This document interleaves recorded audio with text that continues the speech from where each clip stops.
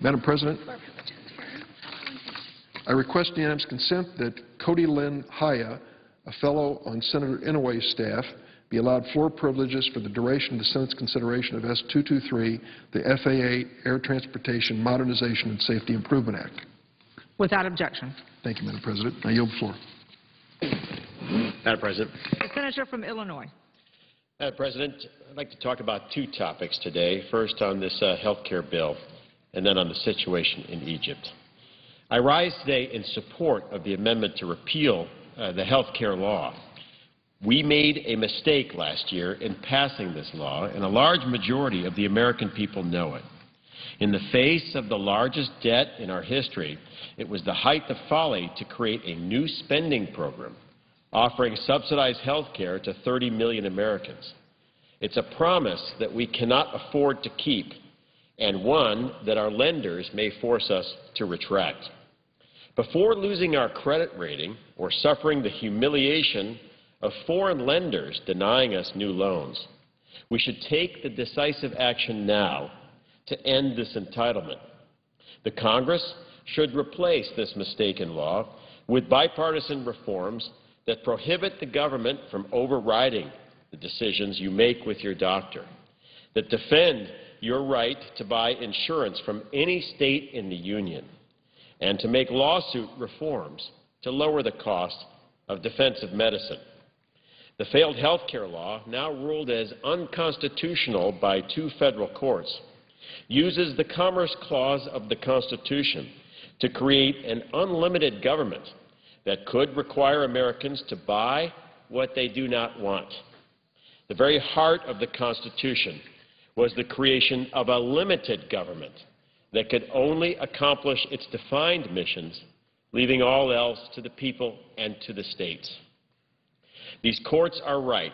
The law is unconstitutional, and it spends over $2.6 trillion. It hurts small businesses. It cuts senior health care under Medicare and levies billions in new taxes against our economy in the teeth of the Great Recession. Recently, I visited Decatur Memorial Hospital in Decatur, Illinois. Their president, Ken Smithmeyer, warned me that the Medicare cuts required by the new health care law would cut $10 million annually from their hospital, resulting in the loss of over 200 jobs. And Decatur is not alone in its troubles. In nearly half of my state's counties, hospitals are among the top 3 employers. They are the backbone of our local economies, and their employment will be greatly harmed by this health care law. We made a promise to seniors who depend on Medicare that we would take care of them. This law cuts Medicare and hurts them. We should honor instead our promises to defend the nation, to support seniors on Social Security, and who depend on Medicare before making an extravagant promise that is irresponsible and cannot be kept under the health care law.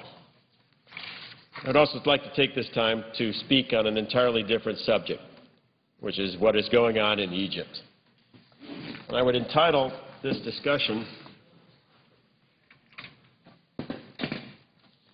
"The Muslim Brotherhood, Its Leaders in Their Own Words."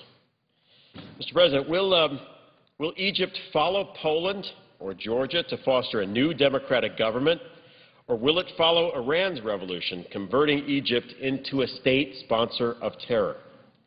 While U.S. policy should support human rights and democracy, we face the risk that the Muslim Brotherhood, the Al-Hakim al-Muslimin, could seize power. Who is part of the Brotherhood, and what are its political objectives?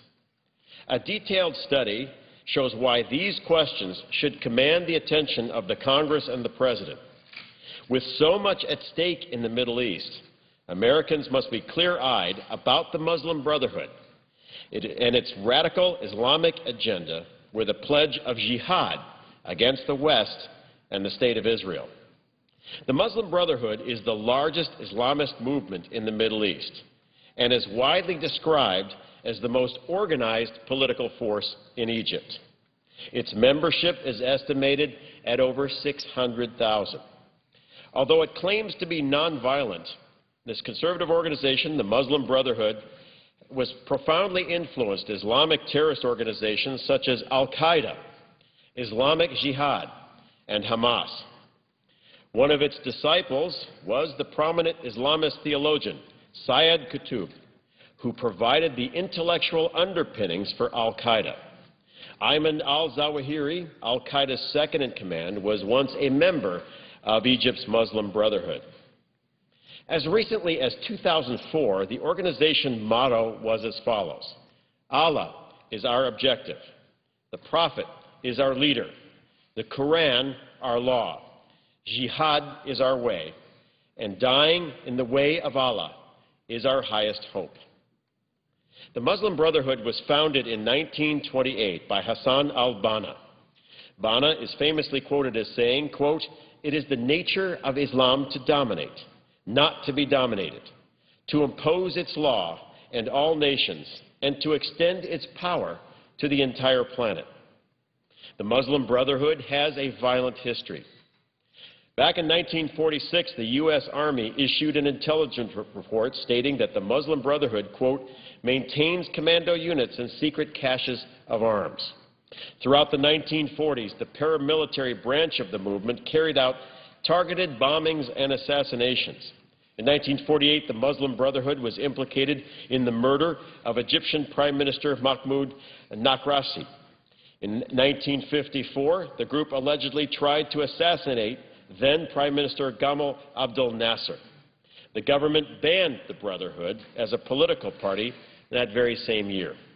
The Muslim Brotherhood went underground only to resurface during the 1980s. The majority leaders. Would my friend yield for unanimous consent request? I yield. Thank you. I ask unanimous consent that at 5:15 p.m. today, the Senate proceed to votes in relation to the following amendments to S-223, the FAA authorization bill, in the order listed below. 11 Amendment relative to repeal of 1099, the text of which is at the desk. Stabenow Amendment number 9, repeal of 1099, and McConnell Amendment number 13, which is repeal of health care reform. There are no other amendments, points of order, or motions to be in order to these amendments prior to the votes, except that a budget point of order, if applicable, remain in order to each of the amendments, and if one is raised, a motion to waive the budget point of order be in order, that if the motion to waive is agreed to, the amendment be considered agreed to, and the Senate then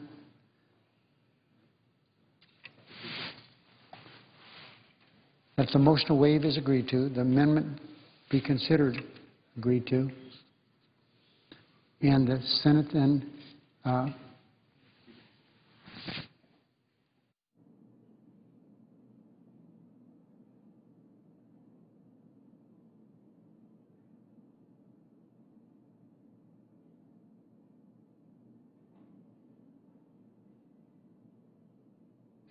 sorry, Madam President. That if the motion, I'll start over. Following McConnell Amendment number 13, I say that no other amendments, points of order, or motions be in order to those amendments prior to the votes, except that a budget point of order, if applicable, remain in order to each of these amendments. And if one is raised, a motion to waive the budget point of order be in order, that if the motion to waive is agreed, the amendment be considered agreed to, and the Senate then proceed to vote in relation to the next amendment in the sequence. Further, that the 11th Amendment be subject to a 60-vote threshold for its adoption, and if it fails to achieve 60 affirmative votes, the amendment be withdrawn. Finally, there will be 2 minutes of debate equally divided prior to each vote, and that all votes after the first vote be limited to 10 minutes. Is there objection? Without objection, so Madam ordered. President, I extend my appreciation to my friend from Illinois. I apologize for the interruption, but we've been trying to get to this agreement for most of the afternoon. I would ask that the record not appear that my friend's statement has been interrupted. Without objection. I thank the Majority Leader. Senator from Illinois. The Muslim Brotherhood went underground only to resurface during the 1980s. It claimed to disavow violence and attempted to win political power as a religious and social organization. It was increasingly successful, with allied candidates winning 17 seats in the parliament in 2000, and then a stunning 88 seats, or 20% of Egypt's parliament, in 2005. The Muslim Brotherhood is not a monolithic organization, but it does maintain a leadership structure and a core set of beliefs. Its leader is called the General Guide. He has several deputy guides. Below them is a guidance council comprised of 15 to 16 senior leaders, as well as a broader body, the Shura, comprised of roughly 100 members. Mohammed Badi was elected as the 8th General Guide of the Muslim Brotherhood in January of 2010. As noted by the U.S. government's Open Source Center, Badi is influenced by the writings of famous Muslim Brotherhood ideologues Sayyid Qutb and is known for his conservative views. In an April interview in 2010, Mr. Badi said, "We will continue to raise the banner of jihad and the Quran in our confrontation with the enemy of Islam." He went on to say, quote, "The Muslim Brotherhood still considers the Zionists to be its main and only enemy. The Jews who occupy Palestine have their eyes set on Egypt." 2 days ago, a leading member of the Muslim Brotherhood, Mohammed Ghanem, reportedly told Al-Alam Iranian News Network that he would, quote, "like to see the Egyptian people prepare for a war against Israel," adding that the world should understand, quote, "the Egyptian people are prepared for anything to get rid of this regime." He went on to say that the Suez Canal should be, quote, "closed immediately," and that the flow of gas from Egypt to Israel should cease, quote, "in order to bring about the downfall of the Mubarak regime." In 2007, the Muslim Brotherhood released a political platform which contained a number of indications on how this organization would govern Egypt if it came to power. According to the Congressional Research Service, the platform called for, quote, "the establishment of a board of religious scholars whom the President and the legislature would have to consult before passing laws," unquote. As noted by Mohammed El-Manshawi, the editor-in-chief of the Tariq Washington and Arab Insight, quote, "reminiscent of Iran's Guardian Council, this undemocratically selected body could have the power vested by the state to veto any and all legislation passed by the Egyptian parliament and approved by the president that is not compatible with Islamic Sharia law." The same document raises the important question of the Muslim Brotherhood's commitment to a pluralistic society. Despite pledges to treat minorities and women as equals, the platform allows neither to hold high public office. As stated in the platform, quote, "non-Muslims are excused from holding this mission," unquote. For women, the post of president or prime minister would, quote, "contradict her nature, social and other humanitarian roles," unquote. The draft also cautions against, quote, "burdening women with the duties against their nature or role in the family," unquote. Madam President, the people of Egypt, and apparently its army, are mandating the fall of the Mubarak regime. While we support human rights and democracy, we must heed the growing warnings about the Muslim Brotherhood, their leaders, and plans for taking Egypt all the way back to the 13th century. We as Americans have seen this movie before, in Iran, in Lebanon, and in Gaza. To prevent a strategic reversal on the scale of what happened in Iran, the United States and our allies should do all that they can to support Egypt's armies and secular leaders, ensuring no future for the Muslim Brotherhood. An Egypt locked under Sharia law and oppressing women, Christians, and Jews would be a catastrophic setback for progress in the Middle East. Such a state could renounce the Camp David peace accords or even start yet another war with Israel. Decisive action and influence now will benefit the national security and economy of the United States later.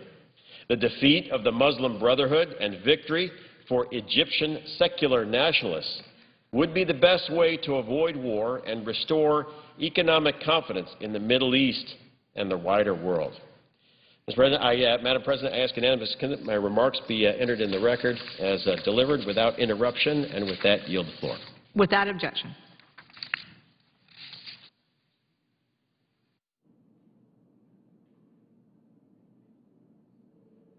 and I'd like to suggest the absence of a quorum.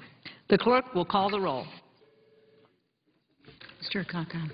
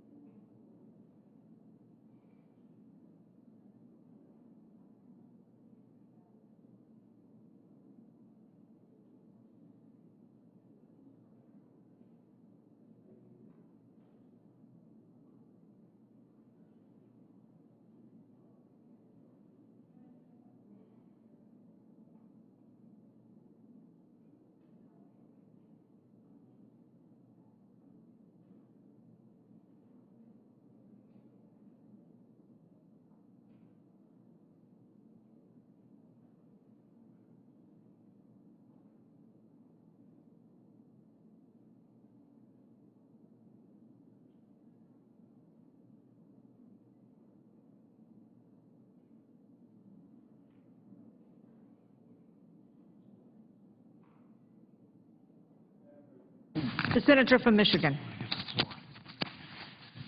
Madam President, there is, I believe, overwhelming bipartisan support for a repeal of the recent changes to the 1099 reporting. I thank the presiding officer. Madam President, I ask unanimous consent that further proceedings under the quorum call be dispensed with. Without objection. Senator from Michigan. Madam President, I was referring to the overwhelming bipartisan support for repeal of the recent changes to the 1099 reporting requirement. Small businesses in my state and across the country have told us that the new reporting requirements they face under the Affordable Care Act will create an unnecessary burden that could make already tough times even tougher. I believe there may even be a consensus among our colleagues that we should act, but I strongly oppose one of the methods proposed to address this problem. That method would undermine Congress's role, constitutional scheme of separation of powers, responsibility to decide on the spending of taxpayers' dollars. We can and we should remove the 1099 burden on small businesses. We can and we should do so without abandoning our role in determining federal spending. The power of the purse should not be handed to the president, any president.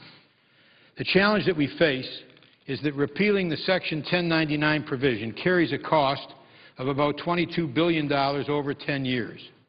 The mechanism that some support to meet that cost would empower the Director of the Office of Management and Budget to decide by himself which funds we have appropriated but that have not yet been obligated, which of those unobligated funds should be cut to pay the cost of repeal. To some, this may be a convenient way to relieve Congress of its responsibility to make difficult choices. To others, it may be a convenient way to shift the blame for the painful impact of any cuts from Congress onto the President. But what is convenient is not always right. The Constitution places in our hands, and ours alone, the authority to appropriate funds. We cannot statutorily pass that buck, and we should not. The framers of the Constitution consciously and deliberately placed the power of the purse in the hands of the Congress. James Madison described this authority as, quote, the most complete and effectual weapon with which any Constitution can arm the immediate representatives of the people, close quote. Mr. President, we don't know what programs that the Director of OMB will decide to reduce under the approach that some have proposed. But I do know that what they are proposing is that this would be his decision and his decision alone. What are some areas that the OMB Director could unilaterally cut? What is the universe of the potential cuts? Do we care? We surely should, because the implications for our constituents will be significant. Disaster relief enhancement funds were set aside to help states affected by natural disasters in 2008. According to the Appropriations Committee, 13 states received such funding, and they all have unobligated balances. Would the senators from those states turn over to the OMB Director the decision whether to eliminate the unobligated balances affecting their states? Well, I wouldn't, but that is what could happen under the proposal that is going to be considered here later. The Appropriations Committee tells us that the EPA has $624 million in unobligated balances in the Clean Water State Revolving Fund and $343 million in the Drinking Water State Revolving Fund. In addition, there's $388 million unobligated in specific state sewer programs approved by Congress. The two state revolving funds, $967 million total, include projects in all 50 of our states. So there's a $1.3 billion target that could affect sewer and drinking water infrastructure in every one of our states. We appropriated those funds. And if they're going to be cut, then we should do the cutting and not hand that power over to the executive branch, to the President's OMB Director. According to our Appropriations Committee, the Department of Justice had a total of $1.25 billion in unobligated funds as of November 30 of last year. It's probably lower now, but what is it? What programs are part of it? Do we know? Do we care? Well, we surely should. Will the OMB director decide to cut funding for U.S. attorneys' investigations and prosecutions? What about U.S. Marshals, who provide security to our courthouses? Will the OMB director decide to reduce funding for Project Gunrunner, which is focused on firearms enforcement along the southwest border? NASA had a total unobligated balance of $155 million as of the end of January. About $10 million of that is for Constellation, the follow-on manned space vehicle to the shuttle. According to the Appropriations Committee, in recent years, spending for Women, Infants, and Children program, the WIC program, has totaled more than $6 billion. Is the OMB director going to decide to cut unobligated balances in the WIC program? Well, he could do so if we adopt the approach that is going to be before us after the vote on our amendment. Now, I might agree to some of these cuts in a larger package, but I would surely want to know what is in the whole package so that we can adopt some priorities. So, Mr. President, I favor the repeal of the 1099 reporting requirement, and I favor paying the cost of repeal, whether through spending reductions or closing tax loopholes. But I strongly oppose paying for the repeal by abdicating our power of the purse, a power we have under the Constitution. We cannot and we should not abdicate this to the executive branch to unilaterally make spending cuts to programs that we have previously enacted. Now, the provisions that we adopt today, or going to debate today, but hopefully not adopt, must also be understood in a larger context, one that foresees the difficult decisions ahead on how we will return to fiscal discipline. There are many, perhaps even some in this chamber, who believe that we in the Senate and here in the Congress are incapable of making these decisions. They point out that there are only two ways to lower the deficit: reducing spending or increasing taxes, and that neither of these are popular with our constituents.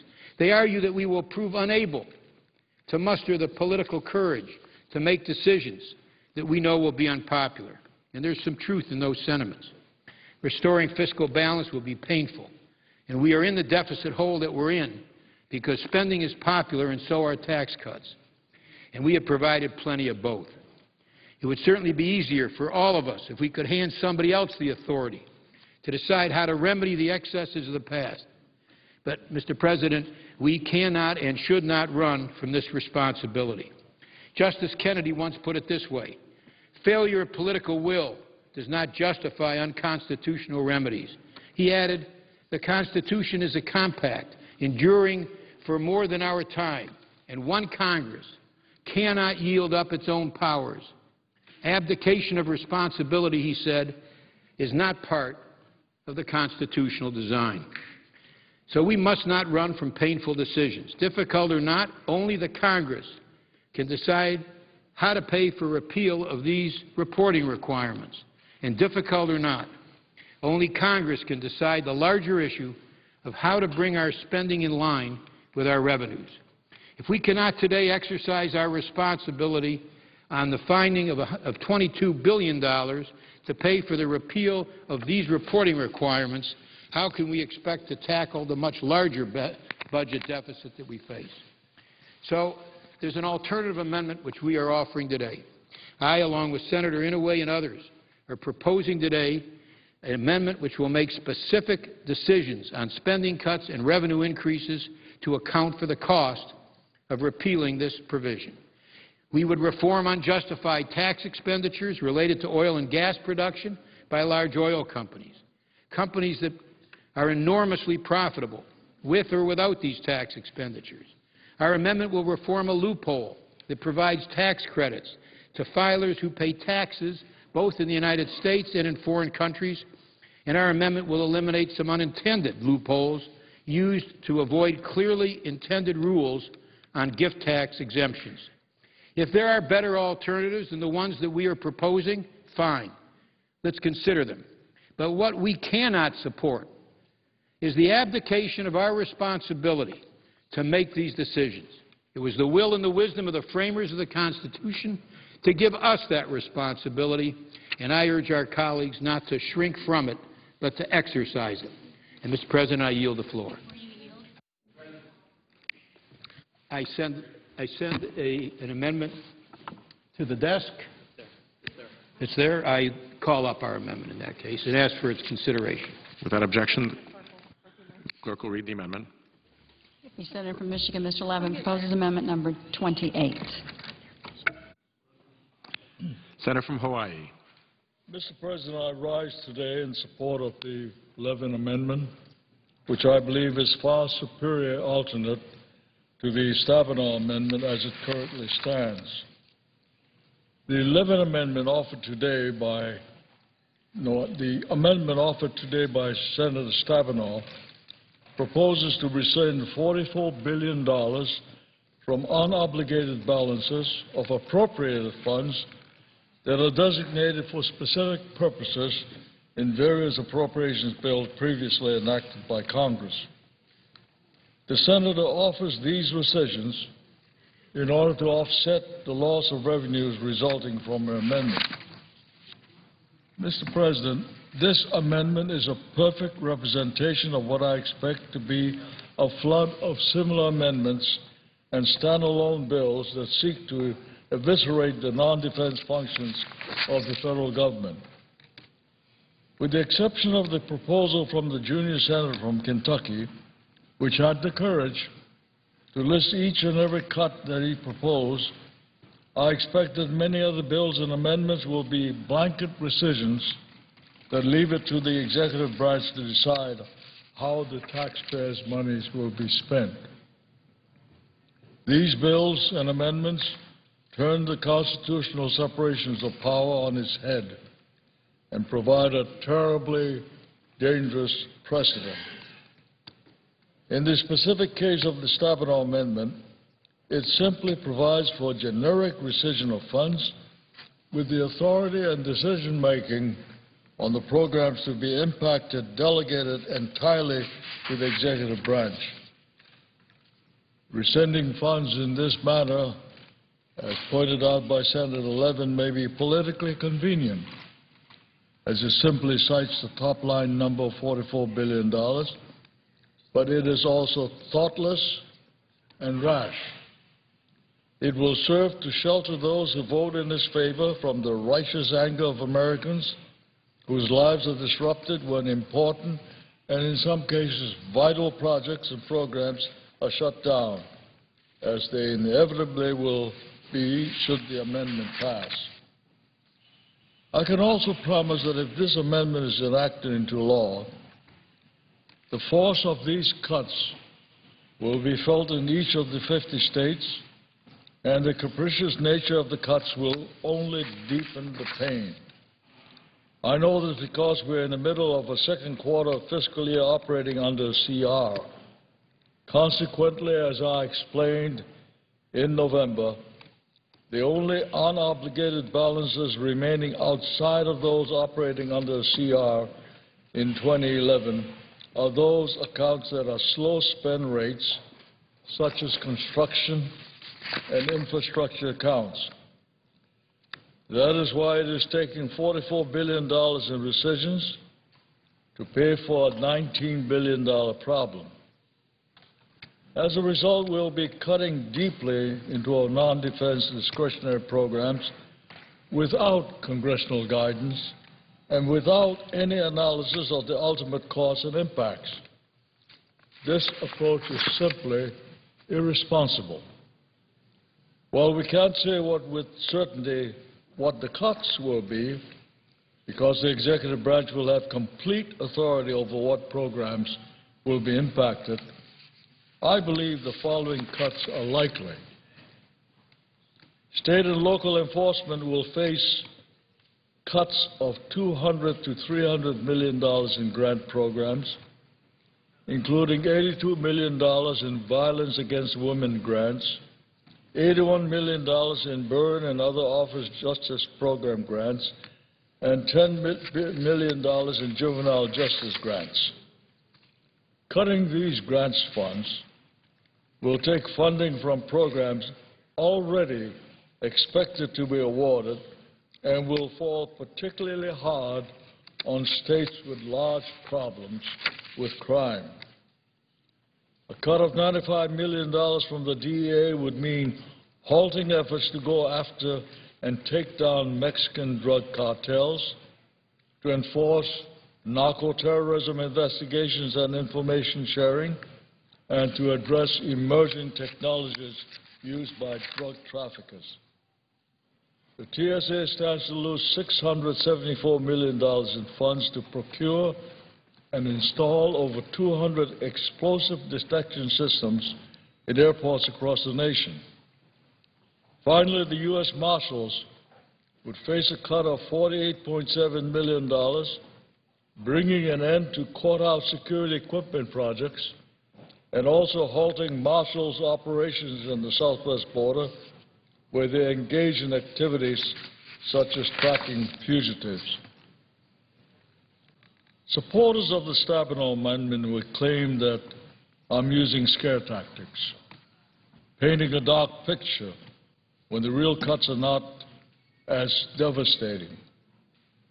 Now, Mr. President, how can anyone stand here and claim that we can cut $44 billion and not have it hurt our states and our constituents?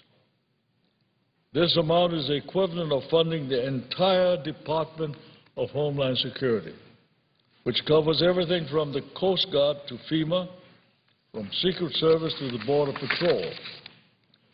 No one denies that waste, fraud, and abuse exist, and that we need to continue to enact reforms that will lessen waste, convict those who would defraud the government, and eliminate abuses of programs that are designed to help those who need it most.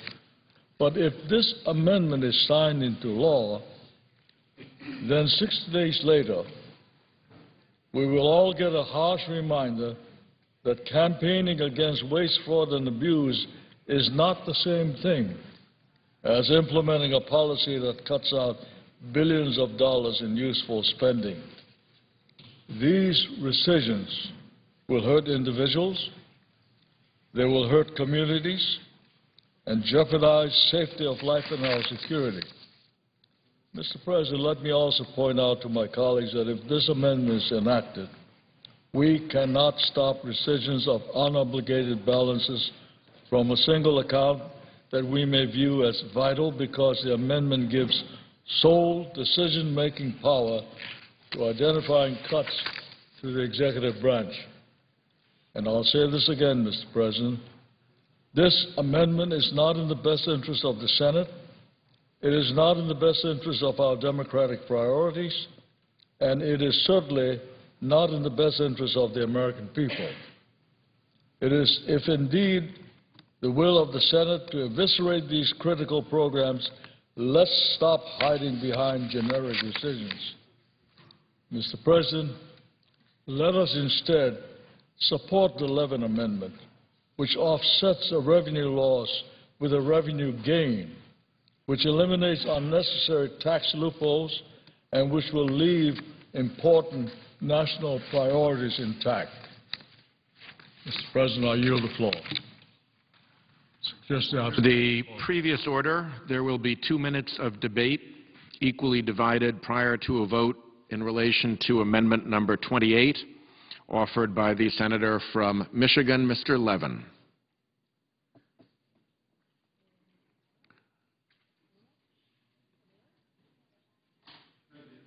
Spoken on this, and if there's nobody on the other side, I would, is there anyone on the other side? And I would yield.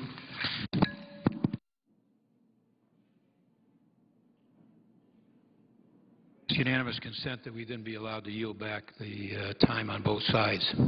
Is there objection? Without objection, As for the all ayes. time is yielded back. Is there a sufficient second? There appears to be a sufficient second. There is a sufficient second. The clerk will call the roll. Mr. Akaka, Mr. Alexander, Ms. Ayotte, Mr. Barrasso, Mr. Balkis, Mr. Begich, Mr. Bennett, Mr. Bingaman, Mr. Blumenthal, Mr. Blunt, Mr. Bozeman, Mrs. Boxer, Mr. Brown of Massachusetts, Mr. Brown of Ohio, Mr. Burr, Ms. Cantwell, Mr. Cardin, Mr. Carper, Mr. Casey, Mr. Chambliss, Mr. Coates, Mr. Coburn, Mr. Cochran, Ms. Collins, Mr. Conrad, Mr. Coons, Mr. Corker, Mr. Cornyn, Mr. Crapo, Mr. DeMint, Mr. Durbin, Mr. Ensign, Mr. Enzi, Mrs. Feinstein, Mr. Franken, Mrs. Gillibrand, Mr. Graham, Mr. Grassley, Mrs. Hagan, Mr. Harkin, Mr. Hatch, Mr. Hoven, Mrs. Hutchison, Mr. Inhofe, Mr. Inouye, Mr. Isaacson, Mr. Johans,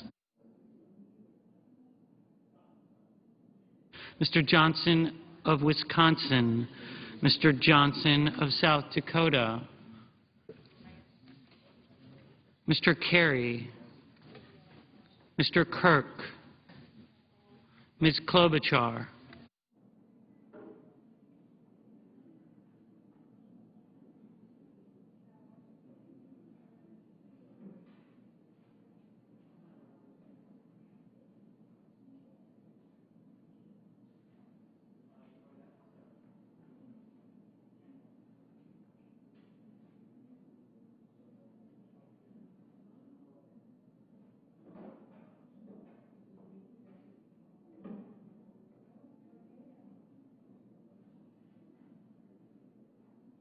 Mr. Cole,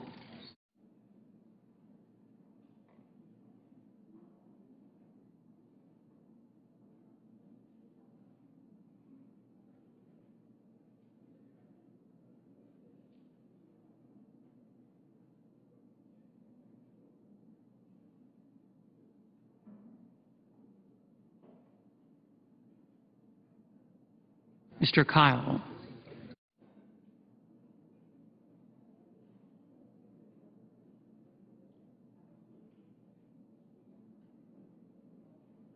Ms. Landrieu,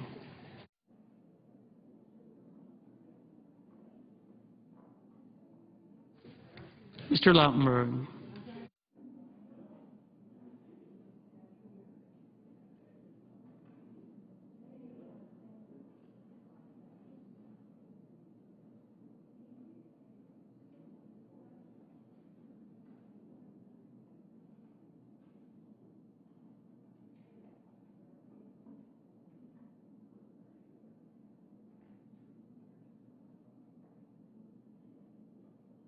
Mr. Lautenberg, Mr. Leahy,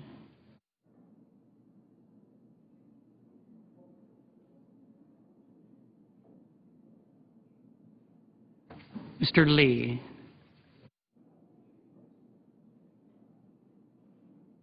Mr. Levin,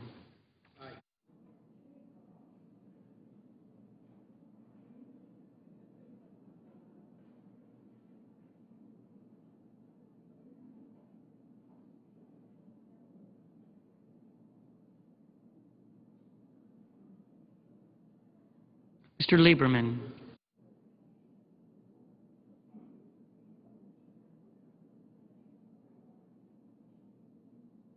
Mr. Lugar,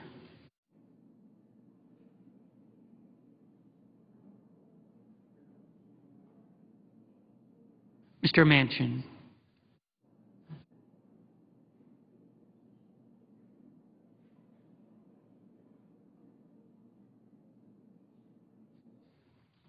Mr. McCain,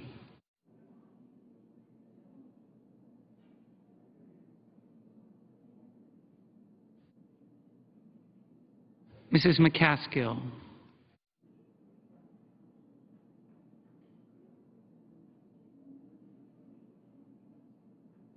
Mr. McConnell,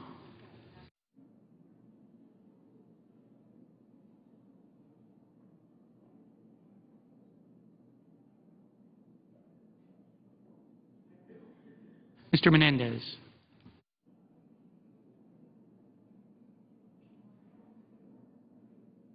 Mr. Merkley.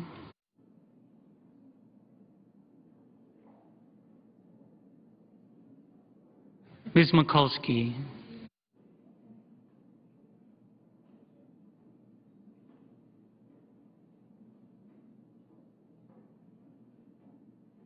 Mr. Moran.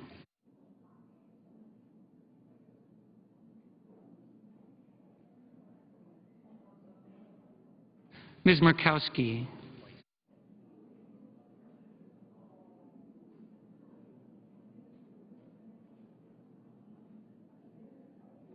Mrs. Murray.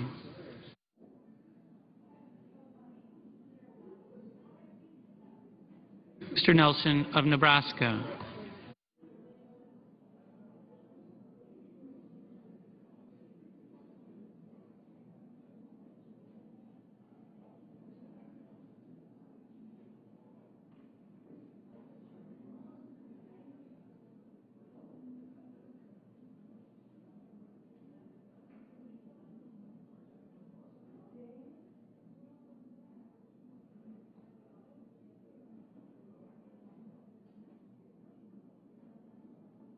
Mrs. Murray.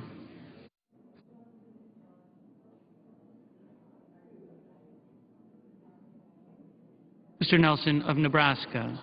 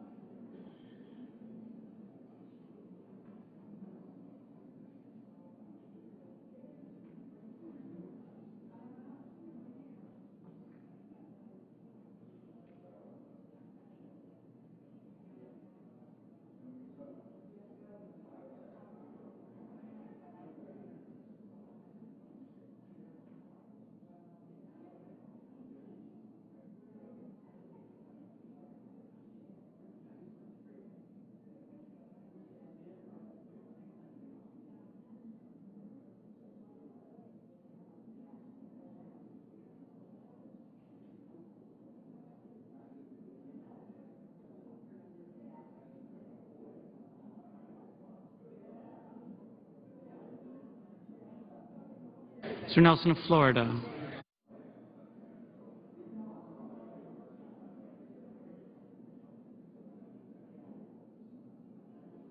Mr. Paul. Mr. Portman.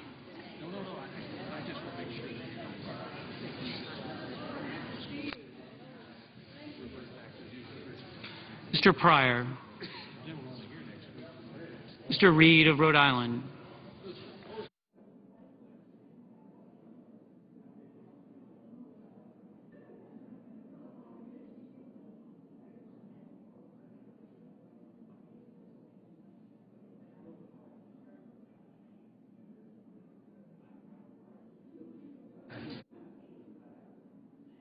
Mr. Reed of Nevada. Mr. Risch. Mr. Roberts. Mr. Rockefeller. Mr. Rubio. Mr. Sanders.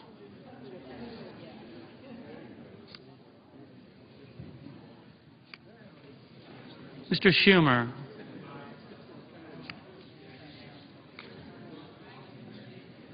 Mr. Sessions. Mrs. Shaheen. Mr. Shelby. Ms. Snow. Ms. Stabenow. Mr. Tester. Mr. Thune. Mr. Toomey.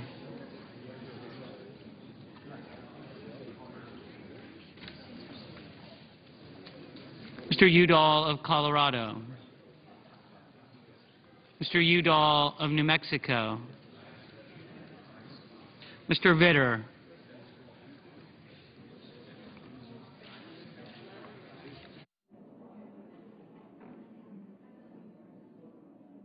Mr. Warner.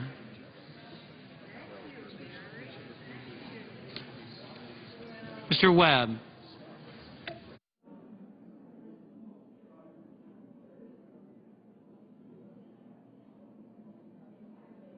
Mr. Whitehouse.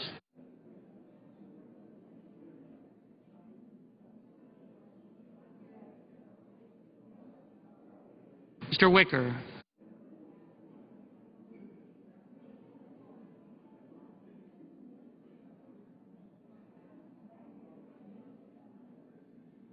Mr. Wyden.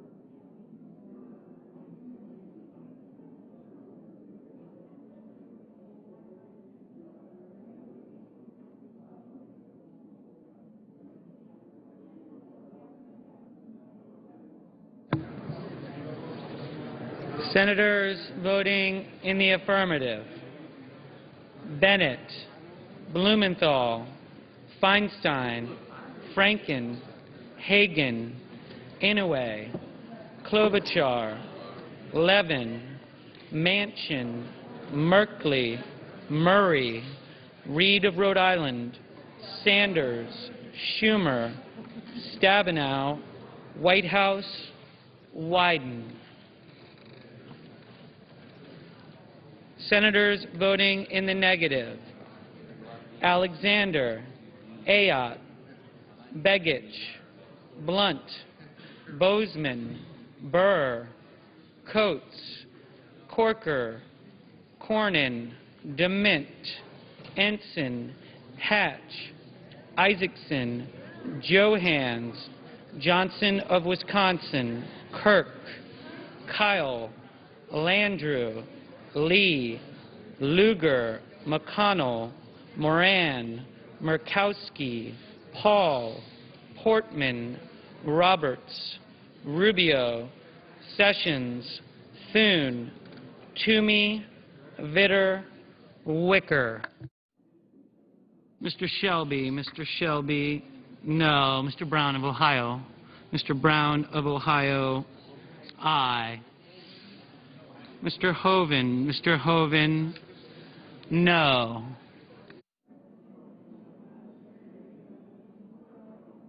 Mr. Cochran, no.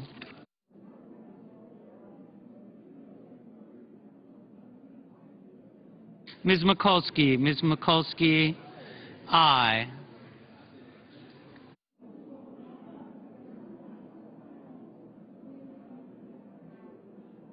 Mrs. McCaskill, aye.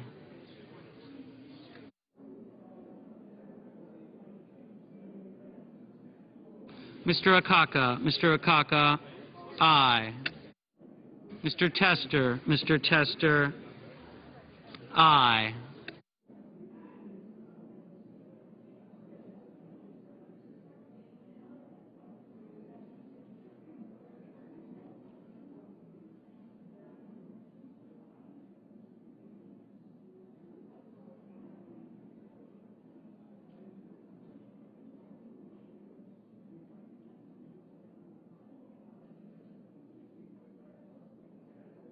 Mr. McCain, no.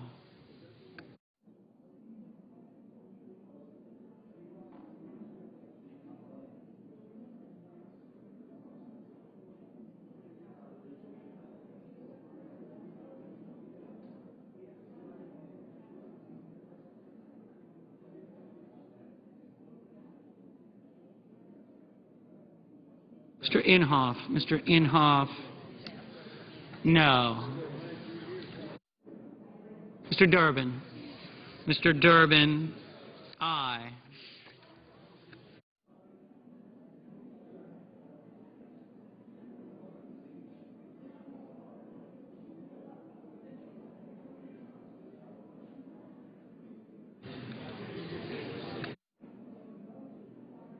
Mr. Grassley. Mr. Grassley, no.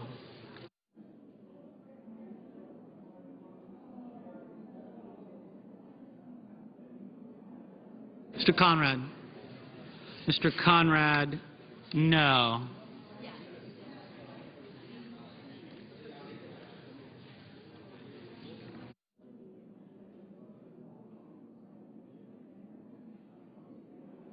Mr. Harkin. Mr. Harkin, aye. Mr. Brown of Massachusetts. Mr. Brown of Massachusetts, no. Mr. Chambliss. Mr. Chambliss, no. Mr. Coburn. Mr. Coburn, no. Mr. Crapo. Mr. Crapo, no.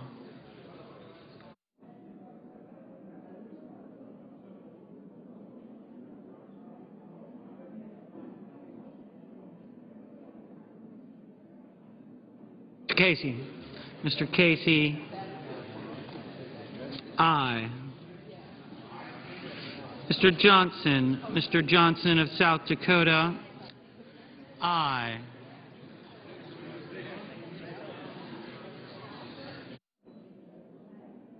Mr. Risch. Mr. Risch, no. Mr. Rockefeller. Mr. Rockefeller, aye.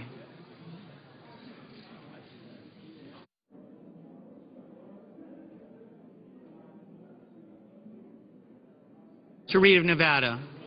Mr. Reed of Nevada, aye.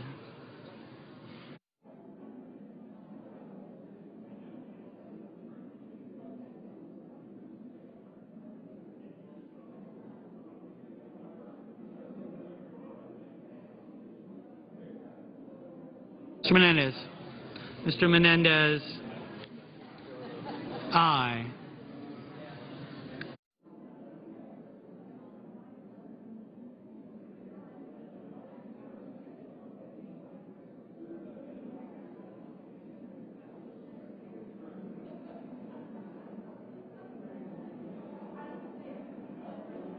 Mr. Graham.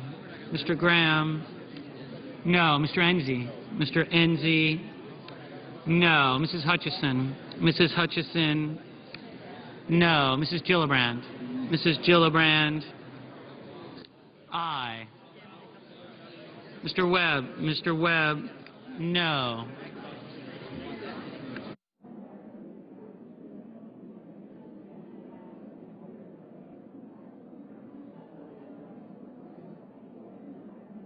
Mr. Barrasso. Mr. Barrasso, no.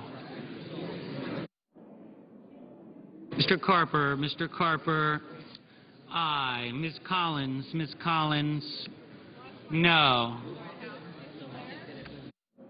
Ms. Snow. Ms. Snow, no. Mr. Kerry. Mr. Kerry, aye. Mr. Pryor. Mr. Pryor, no. Mr. Cardin. Mr. Cardin, aye. Mr. Bingaman. Mr. Bingaman, no.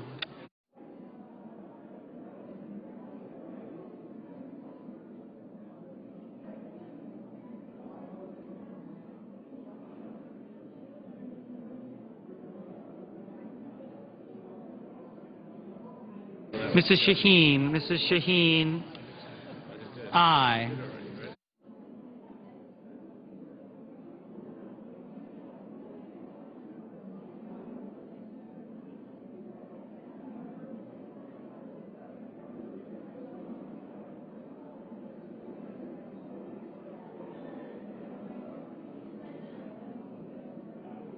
Mr. Leahy. Mr. Leahy, aye. Ms. Cantwell. Ms. Cantwell. Aye.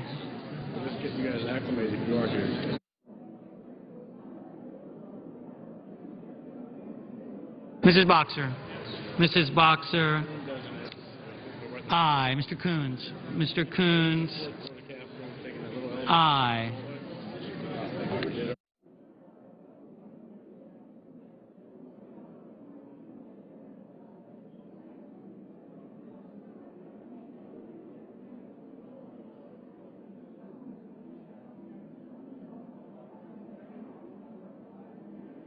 Mr. Lautenberg. Mr. Lautenberg. Aye. Mr. Udall, Colorado. Mr. Udall, Colorado. Aye. Mr. Cole. Mr. Cole. Aye. Mr. Baucus. Mr. Baucus. Aye. Mr. Nelson of Florida. Mr. Nelson of Florida. Aye.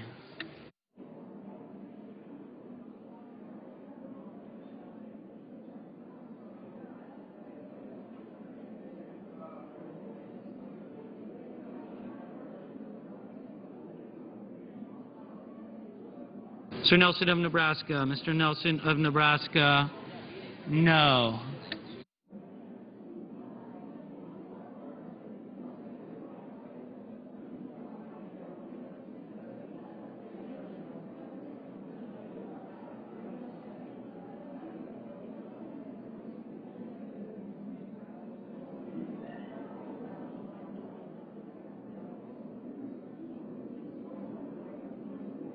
Mr. Udall of New Mexico. Mr. Udall of New Mexico. Aye.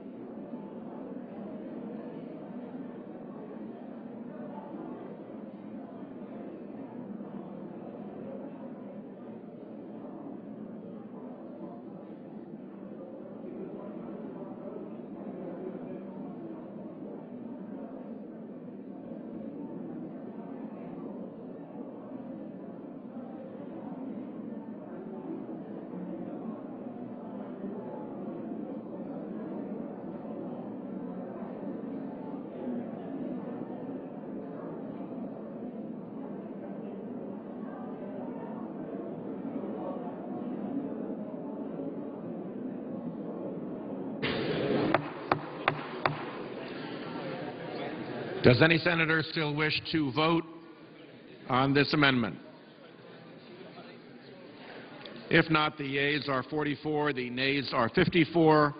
Under the previous order requiring 60 votes for the adoption of this amendment, the amendment is withdrawn.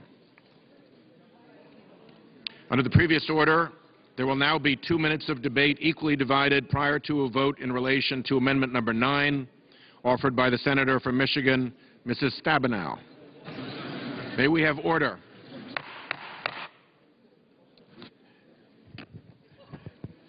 May we have order?